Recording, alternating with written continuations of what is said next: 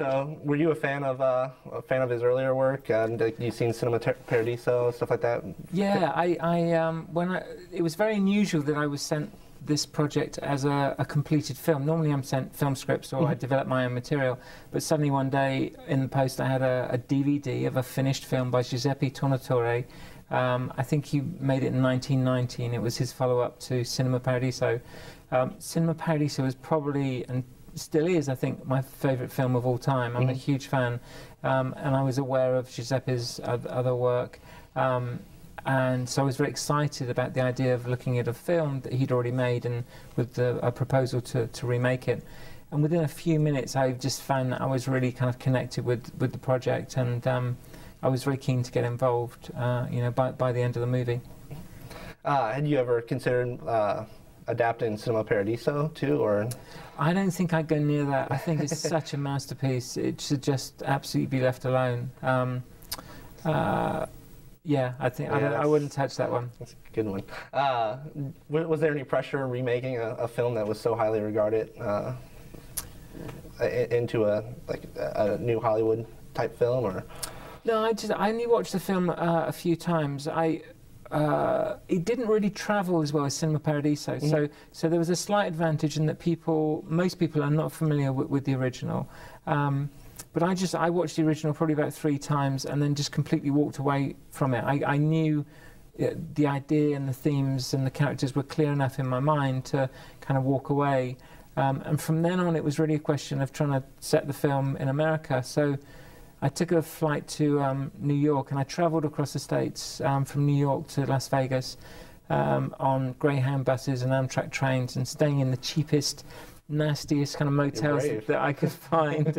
And I saw a few sites on my trip, but just meeting lots of characters, listening to the American accent and just just talking to different characters, taking the trip that I knew Robert DeNiro's character was going to make, inspired ideas within the movie. So I was then able to go back to London and start working on the script, and felt qualified to do that. If I hadn't have made the trip, I don't think I would have, you know, it would have worked out so well. Awesome. Was there a reason why you went with an American-based film? I know you primarily, like your last 2 films have been based in Great Britain. Is there a reason why you did American this time, or? Yeah, I think, well, there were 2 reasons. One's more selfish than the other. The first reason is that I just thought the story would work better here. I think it's very normal for families to disperse across the United States. And because the States is so kind of vast, it's, you know, people are quite naturally always further apart from each other. In the UK, for example, if you move away from home, you're probably at most only about 3 hours away. Yeah. Otherwise you kind of drop off into the sea. But that was one reason I thought it was very believable here. But I've also genuinely been looking for an American project that I could write and direct, probably for the last 9 years. I wrote and directed a film called Waking Devine a number of years ago, and literally since then I've been trying to work out, you know, what I could come here and shoot as my first project. And I was very keen to write and direct my first project here. I wanted to keep as much control as possible. I've seen a number of directors come here, not just from the UK, but I think from around the world, and sometimes I worry that they take on too big a project or too expensive a project, and the result of that is that there's a lot of writers involved, there's a lot of producers involved, and I always feel that I'm hearing them complaining about films, kind of their own first American films being taken away from them or taken out of their control. So I wanted to keep things small, and I wanted to write it and direct it. So whether people like it or not, it's kind of my film, and I've got no excuses, really. Awesome. So when you were writing the script, did you have certain actors in mind, or didn't any of them make it into the final film, or? No, I try not to think of I think it's a bit of a distraction if you're thinking too much of actors while you're writing. I also know that the nature of this business is that you nearly always end up being disappointed because either the actor isn't available, or they don't want to do the script, or the money doesn't afford them, or, you know, so it's always a bit dangerous. But you do naturally get to a stage in the script where someone says, well, now you need to decide who you want to play, you know, at least to play the lead role. And I said Robert De Niro, knowing that he would be absolutely perfect for the role. but not in a million years did I actually think, you know, I'd get to meet him and pitch him and he'd like the script and that we would then be shooting.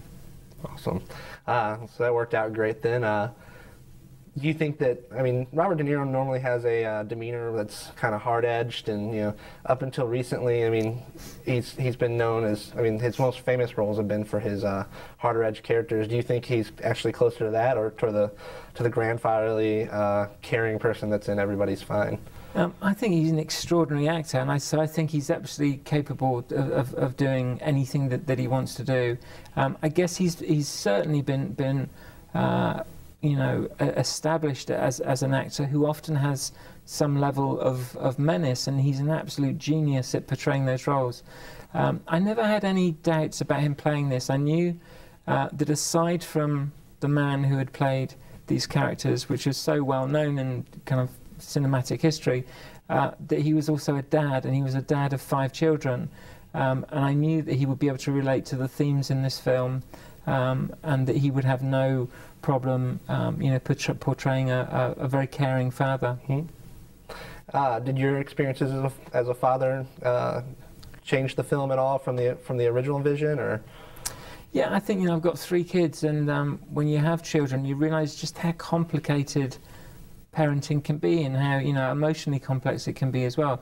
I know someone not so recently said, you know, when you buy a washing machine from the store, you get an instruction manual. When you buy a car new, you get an instruction manual. When you have a baby, you just kind of walk out the hospital, and it's really up to you to kind of work out instinctively, you know, how to bring up your children, and how to deal with the problems with it. Well, you know, always kind of or always present in any family life. Awesome. So, what films got you into being a filmmaker? I'm an aspiring filmmaker myself, and I mean, there are a lot of films I saw when I were younger where that made me think, you know, that's what I want to do. Were there any films in when you were younger that just made you think, this is what I want to do?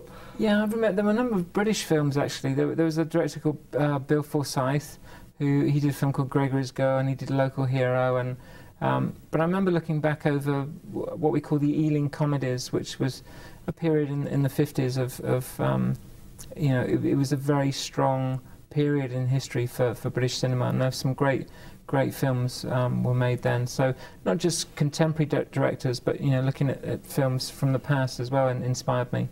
Awesome. So now that you've worked with De Niro, is there any other actors that you've I know De Niro's one of the greats. Are there any other greats that you sometime hopefully look forward to working with, or? Well, I'd love to work with him again, and we've said that, you know, we're looking for a project that we can work on together. Whether that's something that will happen quickly or not, I don't know. But if you were to ask me who I would like to work with in the future, then the first answer would be Robert De Niro again. So, yeah. So you have other projects coming up? Anything solid coming up, or? Yeah, I'm looking at a lot of scripts. I'm starting to write 2 projects of my own, and you never really know which one will happen first. You know, maybe I'm going to start writing something next week, which will take 8 years to get to the screen, or maybe a script will come in tomorrow morning, and I'll be, you know, shooting next spring. So, and you never really know. But I'm looking around for my next project. Awesome. I don't know if you knew this, but you're kind of a hard guy to research. I've been, for the past couple weeks, I've been looking across your background and everything. And if you look on Google, it's when you search Kirk Jones, you come up as the second result. The first result is a Niagara Falls, a guy who survived Niagara Falls. Yeah, I've seen that. Yeah, and then the third is a rapper, an American rapper named Sticky Fingers. Yeah.